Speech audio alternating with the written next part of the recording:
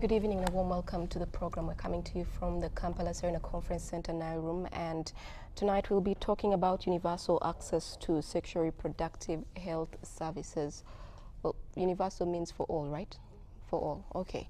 Very quickly, my guests in the studio with me, right next to me is Nancy Apio, who is the Gender Coordinator, Reproductive Health. Yes? Yes, of Uganda. Okay. And in the middle is Anna Kukundakwe, who is the Program Associate, Center for Health, Human Rights and Development. That's SEHAT? Yeah. And at the very end, we have Masi Mbabazi Twine, who is a youth volunteer with Reproductive Health Uganda. Welcome, all of you, and thank you for taking the time to join us. You're welcome. Thank you. All right, let's say it as it is.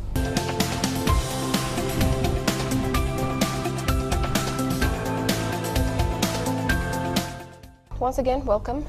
We're talking today about access, universal access to sexual reproductive health services. And I know one of the conversations that's been going around is whether or not children or students in school should even get this information on reproductive health. What do you think? In my opinion, I think young people in school or out of school have a right to have access to information, and this information has to be on their sexual reproductive health. They need to know their body autonomy. They need to know the rights they have over the body parts that they hold. They have the right to know that if they have sex, they will get pregnant. Or that's in biology class, though, isn't it? It's not sufficient. Some of these things they will not talk about them, because we've had this conversation. We've studied biology all our lives, and you'll get surprised that out there are young people who still believe that when you have sex in a swimming pool, you actually don't get pregnant. Okay. That is clearly an indication of an information gap. Wow. What do you think, Masi? Well, I think that however much we say that there's a restriction for young people to get information on SRHR, they will still get the information. We have technology, they have phones, and they can easily access this information. So even if we don't talk about it, they'll have access to it. So better they get it from... So better they get it from us and the media. Yeah. So you're the experts, and I was looking at some statistics, and it says in 2008, an estimated 1.2 million unwanted pregnancies occurred in Uganda, representing more than half of the country's 2.2 million pregnancies. Why do you think there's a rising number in unwanted pregnancies? I think it starts from the conversation we started by having. There is a huge information gap, and this is where young people actually do not even have an idea, or they have an idea that when they have sex they will actually get pregnant, but they don't know how to prevent the pregnancy. For example, if I know that if a young person knows that if they have sex they will get pregnant, and maybe they can have an access to contraceptive, and most of these pregnancies have nothing to do with choice. Most of them are as a result of rape and maybe things beyond their control. So it's still an information gap to know that if I am raped, I actually can have access to either an emergency contraceptive and maybe other services like PrEP. Okay. Yeah. I think also there are still cultures. We still have cultures whereby we still think that it's okay for a young girl to get married. Yeah. There is teenage pregnancies. Even there is unmet need for modern contraceptives even among the older women. And so you see that people are not yet having access to modern family planning services. And there is also statistics that I think in Uganda we have 4 out of 10 kids are not planned. And so we give birth to kids not because we have planned them. And so one of the causes of the high pregnancies, you said, could be the cultures that we have, marrying off young girls, sexual violence, sexual harassment, teenage pregnancies, and unmet contraceptive needs. Yes. All right, so you're all advocates really of family planning, right? Yeah. But there's also a group of people who don't believe in family planning, who don't actually want their children consuming this kind of information or even knowing about it. So I would like to say that however much we don't want young people to do contraceptives, to do family planning, but there are other avenues where they will get access to this medicine. You have pharmacies, they'll get access to contraceptives. If you ask the young people about what they can do if they get pregnant, they'll actually give you the medicine you can use. They'll give you the names. It goes about still about the issue of whether young people need contraceptives or not. And at least going by the statistics, Uganda, the UDHS indicate that 15.2% and 16.5% for boys and girls respectively are sexually active. So what that means that while we are talking about education for all, and we've committed to global instruments like the SDGs, where we are saying education for all, that means that we'll have a proportion of young girls drop out of school because they got pregnant. Okay. So yeah, it's a conversation of having, we guide, is these things happening? Because most of the times we think premarital sex is foreign. It's not. Young people are sexually active. We're advocating for abstinence. Well, it's a good conversation, but we still, I mean, as told ever since as a little girl, I am 26 years now, that I should abstain from sex, and we still have our statistics reading 25% of girls dropping out of getting pregnant. So it's a whole conversation of the reality of that these issues are actually happening. Abstinence is good, but it alone cannot eliminate the problem. It needs a supplementary method, and which I personally think contraceptives comes in as a remedy. Okay, well, you spoke about young girls dropping out of school because of unwanted pregnancies, and which is really a consequence, right? What else is a consequence? We have our statistics again still show that 3,000,000 girls and women die annually due to childbirth and pregnancy-related causes. And in Uganda, that translates about 21% women dying every day. That won't make news.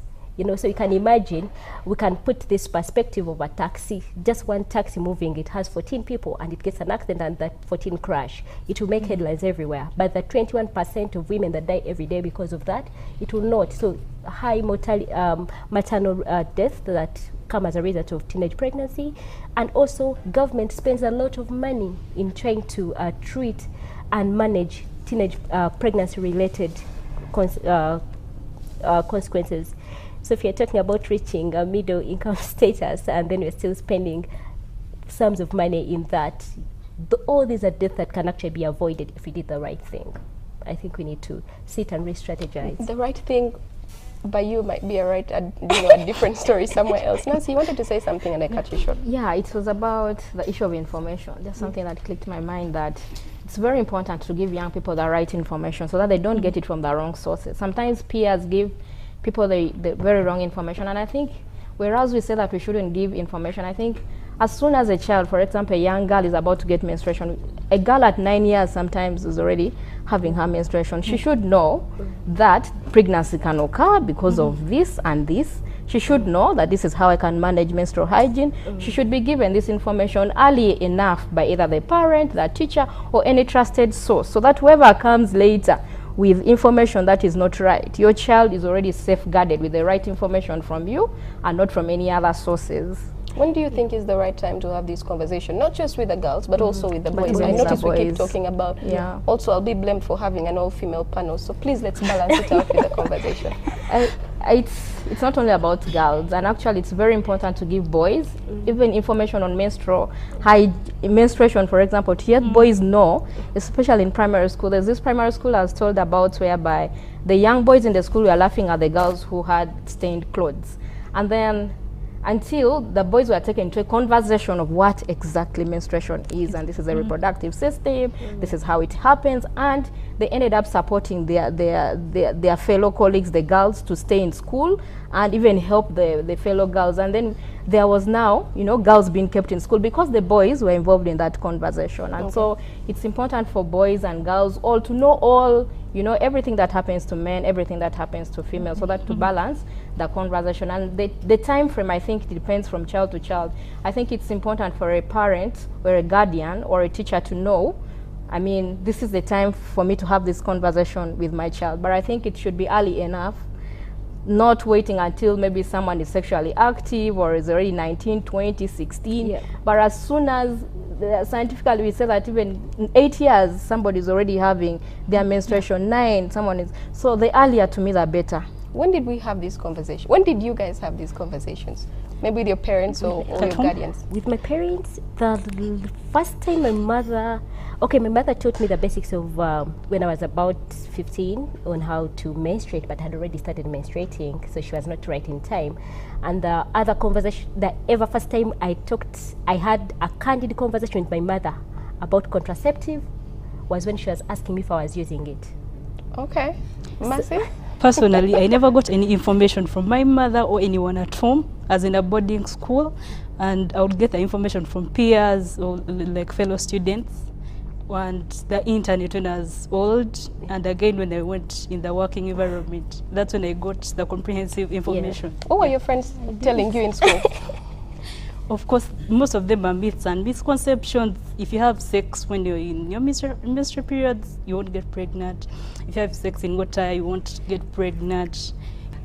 Those myths and misconceptions. What kind of friends did you have? When did you get these talks? My mom didn't tell me anything about it, or any guardian, but that's something that I changed with my daughters. I have 2 daughters, and so I had this conversation with my 9-year-old and her nieces during the Christmas holidays. So I'm like, I'm not going to wait until my girl is a teenager or what. She's 9 and we are going to have this conversation. So I'm glad we talked about it, and she asked questions. Some were like so off, some were like, but I was glad that I'm the one giving her this information, and we are having this conversation mother to daughter at that age. I know her more than anybody else does anyway, more than her teachers or her friends or her cousins. And so it was a light talk, but it's the beginning of a conversation that I'll take further with her, of course. How did this conversation start? You said, come sit down?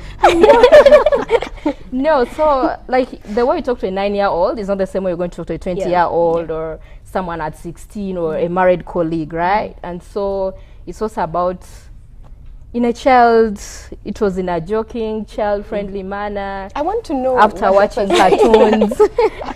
So I'm your 9-year-old. Yeah. What did you say? We're going to talk about menstruation. So this is how it is. I told her if it ever happens, it's not something she should be scared of, that it happens to every woman, and it can happen to her too. And it's very normal, and it can or it will? It will.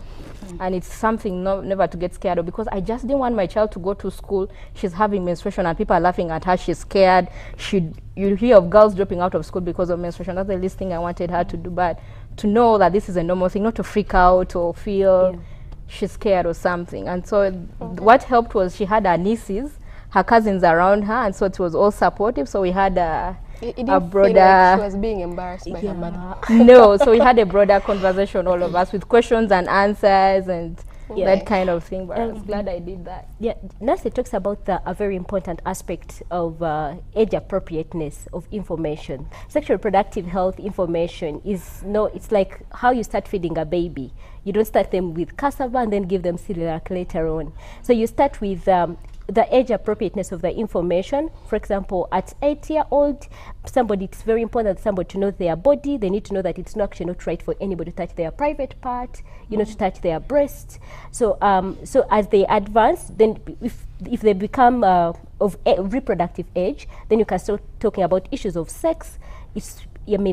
Consenting. You can talk about issues of contraceptives, and also sometimes why sexual reproductive health and information, they always think it's an NGO business. I mean, you guys you're supposed to talk about this, but I already think it's a role of everybody, because we always think that young people are just in a home setting. Josephine knows I go back to my daughter looks at me, I go back to our home, there is mom and dad. But then the young people in this country that do not have that privilege, they are child-headed homesteads. They don't have the parent, they don't have. So if it's a religious leader that is talking about sexual reproductive health information, such a child will get the opportunity to get the information at church or at a mosque, If it is the media reporting, amplifying the voices of those young people, a young person will just read or maybe watch a program, and then they'll get the information. I guess that's why you're here. Yeah. So thank you for coming to the show. All right, let's take a quick break and we'll be right back. Yep.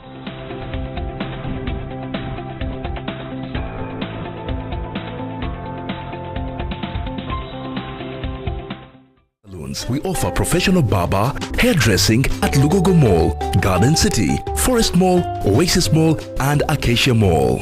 Sparkle Saloon. Professional, affordable, and quality services.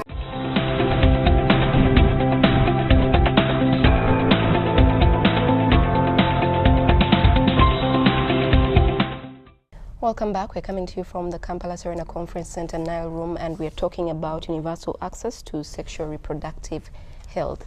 We'd like to take some questions from the studio audience. Yes? Thank you very much. Which advice would you give your 9-year-old if he tells you that he has a boyfriend?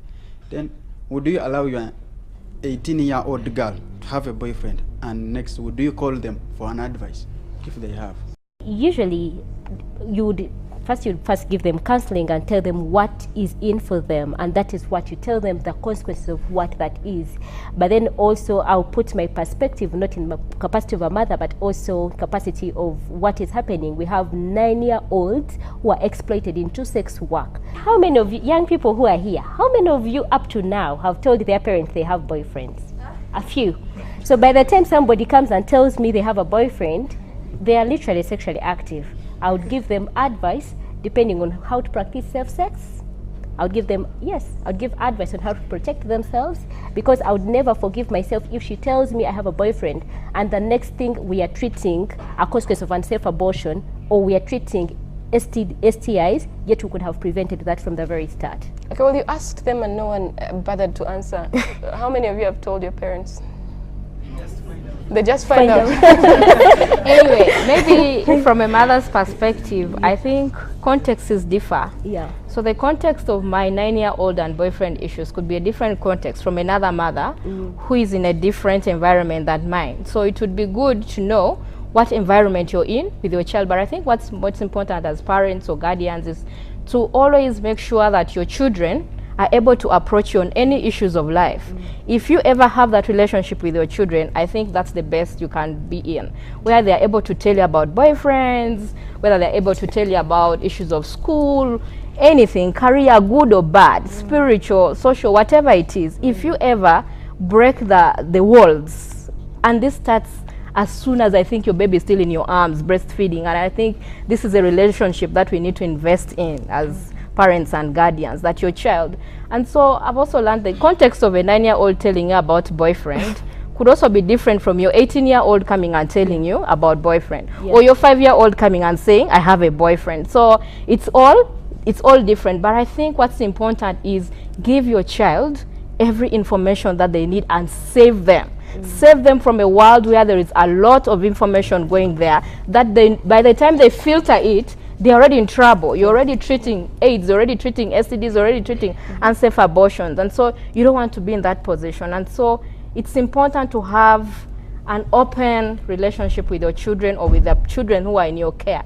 And I think maybe just to hint on something that in regard with what you're talking about in regard to universal access is that it's important for us to, as a country, also to invest in a healthcare system whereby young people are able to go to health facilities and get all the information that they need from the medical workers. Not everybody may have the chance to have a parent like me or a guardian like me. But I think one of the reasons why I'm able to talk to my child is because of my career, because I've got to see girls who have been abused. I've got to see children who have been really, tortured sexually. I've seen sexual violence on children and on young girls, and with my career, I cannot risk my child not having that information. But not every parent could have been exposed to all those other dangers, and that is why we need to invest in a healthcare system whereby young people go to the health facility and get services, and also have universal access to these services, because first of all, young people are not able to afford.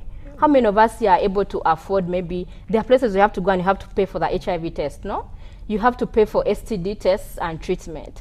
I mean, as a young 18-year-old, 19-year-old, where do you get this money? And so that's why we are saying our state should prioritize universal access to sexual and reproductive health services for young people who do not have cash to make that payment. There are people who are not able to pay for these services. And so as we have UPE, we should also have UHC, whereby there is a comprehensive health coverage for everybody. Women who have been raped, survivors of sexual violence in conflict, I mean, you should not feel the burden, you know, of the violation you've experienced, or your health needs should not be your burden, because there are people who cannot afford these services, and so it should be accessible to everybody. All right, thank you, Nancy. Next question. My name is Hope. I wanted to ask, do these contraceptives have side effects? Okay, we've tackled that quite a number of times, but just briefly, if any of you could answer her. Do contraceptives have side effects? Yes, they do. These side effects vary from one individual to another. Our bodies are quite different. It's like the same way you see I'm dark-skinned and Josephine is light-skinned. So that's how our bodies are different and they react differently. But most of these side effects are actually not permanent, you know. They are, some people, they start at a time and they stop after a certain period of time, or sometimes you actually need to shift from one method to another. Okay. Yeah. I also have an answer to our question. At times, these contraceptives are misused. Young people take a lot of contraceptives, yet they should be at times limited. So due to lack of information, whenever they go to pharmacies, they just buy without getting information from the pharmacist or any other medical person. Yet initially they should get information about the whole contraceptive and how it works and the side effects. So in the meantime, or in the long run, at times they get different complications and they attribute it to the contraceptive, yet it was a misuse. So you mean you just go to the pharmacist and say, I want this, and they hand it to you, they don't talk to you? I think that's because of fear. Young people, because of the stigma, you're already sexually active, but you know, if I go to the health facility to ask for a condom or to go and ask for pills, people are going to say, oh, you young girl, what do you want here? Leave those things for old people, right? And so they sneak in to buy these things from, you know, places which are risky and dangerous. But if you had youth-friendly services whereby youth are talked to in a friendly manner, in a healthy manner, and that is what we are advocating for, that we have youth-friendly services in our health facilities, so that we don't have youth sneaking in back door to get very dangerous, you know, services they don't even know how to use. But if they have this nurse or this medical worker who is going to give them all the information in a very healthy manner. But I to say, it's true that some family planning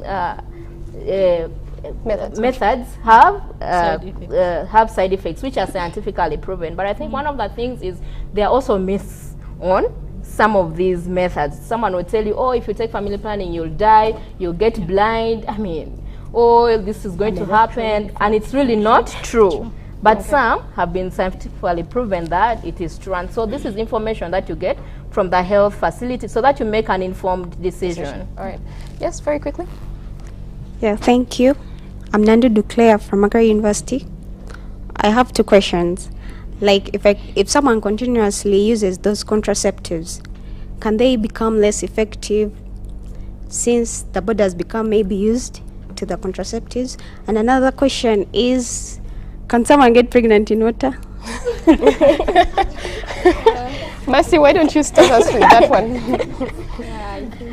As long as the sex is penetrative, one can get pregnant in water. And unprotective. Yeah, if it's not protected and it's penetrative, you'll get pregnant. I like her question because it's evidence that there are myths, no? Yeah. Like, we don't have all the information. Like, you may think it's a joke, but people make decisions over these so-called wrong information given by peers. And so you'll have a young person going to have sex in the swimming pool, thinking that if we do it there, we are not going to get pregnant. Why? Because they don't have the right information. Right. Do you want to also then answer the next question, the first question she asked? Do contraceptives become less effective if they overstay in our bodies? If you continuously overuse them, the answer is no. And that's why we always insist on you having accessing contraceptives from a trained or a skilled health provider, because then you're going to be taken through the available options and you make a decision. But just because I've used an implant for 10 years or for 5 years, it does not mean that towards the 4th year I may get pregnant, because it has been long in my body. So as long as you you know when you're supposed to go for renew of that contraceptive or that family planning method, then it is still as effective as when you put it yesterday. Okay. One more question. Okay, thank you so much. I'm Carol. Is there a specific age for when someone should start contraceptives?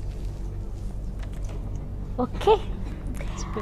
The constitution, our constitution, anybody below the age of 18 years is a child and they don't expect them to be sexually active. So considering our policy environment, they would arrest you if they found me providing a contraceptive to a 15-year-old. But scientifically, anybody in who is sexually active or in the reproductive age can start using the contraceptive. So that's why we've been making a lot of noise, because we want the policy environment to be as friendly as the science that we have. Our constitution defines anybody below the age of 18 years as a child. So, and their reasoning or their explanation is that they don't expect you to be sexually active. That's why we had issues with our sexual reproductive health guidelines and service standards, because in that policy, there were speculations that young people who are 14 years below, from 14 years can have access to SRHR information. And the minister said, no, I cannot launch those guidelines. Our laws are clear. You know, that anybody below the age of 18 years is not supposed to is a child, cannot decide when to have sex, and for that reason they cannot have a contraceptive or have access to SRHR information. So what's really now coming out is that if a 17-year-old went to a pharmacy or even came to a known reproductive health center to get this kind of this access to reproductive health services, they could get arrested, or the provider could get arrested. In our policy documents, that is anybody, that is what it is. But professionally, the health workers are actually trained that if they are convinced from the best of their knowledge that actually this young person is sexually active, then they should give them the service, because we have 17-year-olds who are doing sex work. But isn't that still breaking the law? It's still breaking the law, but what can we do? That's why we keep advocating for a conducive or a supportive policy environment when it comes to sexual reproductive health.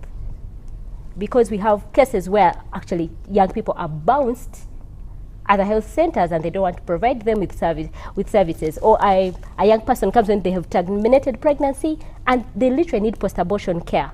And the health worker says, I don't want to lose my job. I don't want to have my certificate revoked. I am unable to provide you the service. Yet even when, of course, there's also the issue of the ignorance of the law.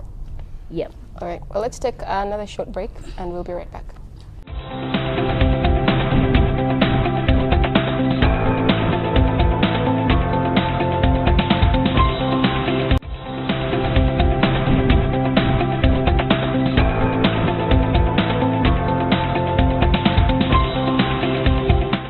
Welcome back. We are coming to you from the Kampala Serena Conference Center Nile Room, and we're talking about universal access to sexual reproductive health. We're taking some questions from the audience. Yes? Thanks. My suggestors from KIU. My question is, what is the position and the role of the VHT in reproductive health? Okay. Well, you could first of all, before you answer that, tell us what VHT is, for those of us who don't know, and then you could go ahead with that. Okay. VHT means Village Health Team, and they're usually used by many health service providers, NGOs, and also the government hospitals. They use VHTs to disseminate information in the communities, to give information to young people, even to the adults, to women who have maternal issues, to refer, and also to give feedback to these NGOs, to these hospitals or clinics and health centers. So they're pre-qualified medical people. They actually know a lot of information about medical things and diseases. They can actually, some of them are used to give the service, the administration of the service. Like, for example, in family planning, there are some services they can give. Like, we have a 3-month injection which they can actually administer, but of course they have to go through a training. All right. Yeah. Okay, the next question, I'll just take 2 more. Thank you so much. I'm anxious from Macquarie University. Personally, it hurts me, the government spending billions of money because somebody had sex at the wrong time, perhaps with the wrong person. So do you think sex education is so imperative in our levels, primary and secondary, so that it can fill that gap of information? Thank you. Okay. Then secondly, We spoke about this at the beginning. Yeah. Okay. then secondly, our parents, they shy away from telling us such important information about sex. Do you have any initiative that can help? Thank you. Okay, I'll start with your last question. Answer the last one, because the first one was the big entry point into our conversation. Okay, so that is the whole reason why we are having the conversation of whether sexuality education is actually important or not important. But then we have the National Education Framework that the government recently launched that guides the provision of sexuality education in primary, secondary, and up to all education levels. So it is an initiative that we are doing, and also it's the role that civil society is doing to make sure that young people in those classes or at that age group have access to information so they can make health choices and informed choices as well. Okay. All right. The final question. There's a lady at the back there. I just want to take hers and we can... Yes? Thank you so much. What are the 3 basic things a girl should first do if she's raped? Okay. My second question is, what are the best contraceptives you recommend for the youth and for the married? Thank you. Okay. I think maybe to just also answer a bit on this question about parents. I think one of the things we have done as Reproductive Health Uganda is to have conversations with parents also, religious leaders, cultural leaders, all district leaders, parents and all that kind of thing. Sometimes even through trainings or capacity buildings, or to have these conversations to really people see the need. But also one of the reasons I shared my own personal experience, even as part of this show, is to let parents know that this is an important conversation to have with your young people. And also maybe I'll answer the last question about you. My colleagues will answer the other one about what to do when you're raped as a girl. It's important when you experience rape, within 72 hours, please go and seek medical intervention. Why? Because within 72 hours, it's still possible for the HIV virus to be stopped from growing in your body. And so if you go to the medical facility after 72 hours, then it becomes very difficult for you to be given treatment. So you'll be given PEP, post-exposure prophylaxis, from the medical facilities, and this will help so that you don't get HIV. And you can be tested for pregnancy. If you are not pregnant before the rape, you'll be given an emergency contraceptive that will help you. You'll be given wound care if there are any injuries that happen. But also what's important is you'll get counseling and psychosocial support because of that experience. And it's also important to let the police know what happened so that you can also help to get justice, because justice will help to stop the perpetrators from doing it in the community. It sends a message out there for the perpetrators not to continue. And so those are some of the important steps to take immediately as soon as, and it's also been advised that it's important that as soon as the rape occurs, please just don't bathe or clean yourself, because whatever fluids left in your body can help to be used as evidence against the perpetrator. So any blood, spermatozoa, or any fluids or hair, whatever, can be used as evidence. And so don't bathe, just go to the medical facility and to the police, and then they help you. And it's very, very important to do all this within 72 hours. And then to quickly go to what family planning methods are good for young people and those that are good for the married. I started with an analogy of I am dark-skinned and Josephine is light-skinned. So are our bodies. Our bodies are different, and that's why we always advise that you get the family planning method, so contraceptive, from a qualified or skilled health provider. So it is when they will probably do the necessary tests, or they give you the different methods, they tell you the side effects, and then you select which one you think is suitable for you. If you choose a method and for some reason does not work appropriately to expectations, you can always switch. Maybe also just to tip a bit. We just have time is very, very quickly spent, but I think she's adequately answered it in saying that you need to actually go to a qualified person to talk to you about that. We were speaking earlier about the consequences, and we didn't really exhaust it.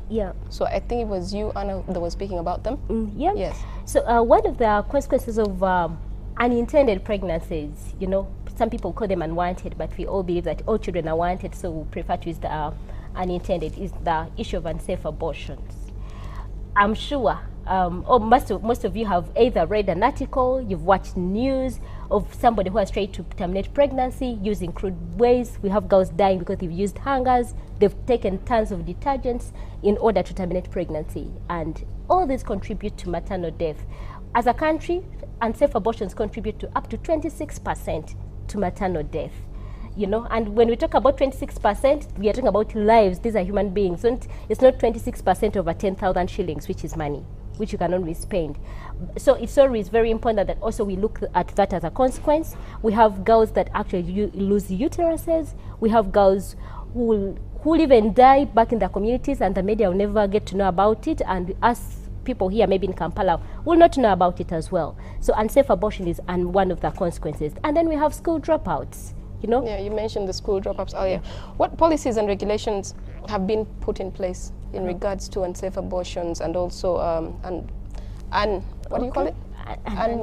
Unintended pregnancy. Okay, I will start with intended pregnancy. The Ministry of Gender, I think about 2 years ago, launched the national strategy to end child marriages and teenage pregnancy, and it's been rolled out in different districts and it's being implemented. And also, our constitution still will talk about, talks about provision of abortions in different, but our abortion in this country is restricted, not really like prohibited or unacceptable. It is restricted. They give instances under which it's supposed to be performed. So it is also one other policy one other law that we can dwell on, because we have to take in cognizance of the fact that actually most people, the pregnancies, either they've been raped and they have nothing to do with choice. So still we have our laws. We have the adolescent health policy, which is still being under review, but at least we have an older version that still talks about the issue. What's the adolescent health policy? Yeah, so the adolescent health policy is a policy or a policy document by the Ministry of Education that guides the provision and access of adolescent health services to all young people in this country. Yeah, so we're still under review, and we haven't had the last draft, but at least we still have the other draft. And as young people, we call upon you. This policy affects your lives. You know, we call upon you to, demand that this policy is actually finalized and passed. Yeah. All right. Okay. And as we close, I'm sure our time is just about fast spent.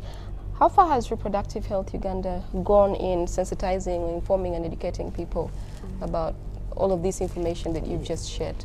Thanks. Must will add on, but I think one thing to let the young people know that we have youth-friendly services at Reproductive Health Uganda, and in Kampala we are at Kamocha-Katego Road, but we also have branches across the country. Please go, and we have medical personnel who are trained to address issues of young people specifically, and so without any stigma or discrimination, equal treatment with all the care that you need. And so please feel free to visit for any information or any service that you need. But also just use this chance and say that as a country, we also need to invest in universal health coverage for all our citizens. Not everybody is able to pay for these services. Young people, survivors of sexual violence, do not need to get the burden of paying for the medical costs of the violation they've gone through. We have young women in northern Uganda who are being affected by conflict. Honestly, they do not need to pay the medical costs of the sexual reproductive health conditions that they have, the complications that have arisen out of violence. They do not have to pay for that money. Women are not able to pay for those costs, and so that's why we're saying let's reduce as much as possible for out-of-pocket cash payments for sexual and reproductive health service, because that's an inherent right for all Ugandans. All right. Asi? Arish is a youth-led organization, and she talked about youth-friendly services. We believe that there is nothing without us. So if we're to work for the youth, they have to be engaged, and that's why they've been engaged in different services, in different programs. So if you come at RHU and you are youth, it's a fellow youth who will talk to you, not the older person, because young people always have that fear, and they feel embarrassed talking to an older person, like someone talking to a 60-year-old person, and you're telling them that I had sex and I need an emergency contraceptive. It really embarrasses. So, and we've built capacity of service providers, different service providers, health workers, the police, and everyone who is engaged in these in health services to avoid discriminating young people. So we're not discriminative, no matter the age, no matter the employment, no matter the way you come is how you're treated. Okay. All right. Yeah. So do you want to give us in just 2 lines your closing remarks? I'll take home from this conversation. Okay. I want to tell young people that whatever decision they make now, whatever bad decision they make now, will catch up with them. So if, for example, if you're to have sex, make sure it's protected. Because whatever decision you do now regarding sexual and reproductive health is going to affect you. It's going to even affect your children. Yeah. Okay. Thank you, Mercy. Thank you. I think my closing remarks really lines to the government and to the young people. One, to the government, sexual reproductive health and rights is as important as issues of national security, as important as issues of developing infrastructure. So it's very important that we actually prioritize and invest in money so that we don't always do post-mortem and we are treating complications. Okay. To the young people, you need to get interested in these conversations. You know, we are talking about meaningful youth engagement, but young people, have you taken the initiative to be knowledgeable, to read about these things, to look out for the policies, have information about these policies? I understand as a young people always get swept, issues will go on the streets, this, but if you call a young person to come and say there is no, we need access to contraceptives, they can tell me if I'm lying. You need to buy them a bottle of soda or buy them a t-shirt as motivation. So these issues affect our lives. We need to get on board, get into policy boardrooms, see what the policies are saying, demand for these services. All right. Yeah. And finally, Nancy, in 2 lines, 2 sentences. I think just to say that sexual reproductive health is a right for everybody. Everybody needs to have a safe reproductive life, and it's a good one. And so this is something that our state needs to invest in. It, like my colleague has said, it's an important issue to prioritize in and have, you know, to invest in universal health coverage that caters for all sexual and reproductive health needs of our people in the country. Okay. Well, thank you all so much for taking the time to come and speak with us about universal access to sexual reproductive health. Well, that brings us to the end of our show for tonight. Coming up is NTV Weekend Edition.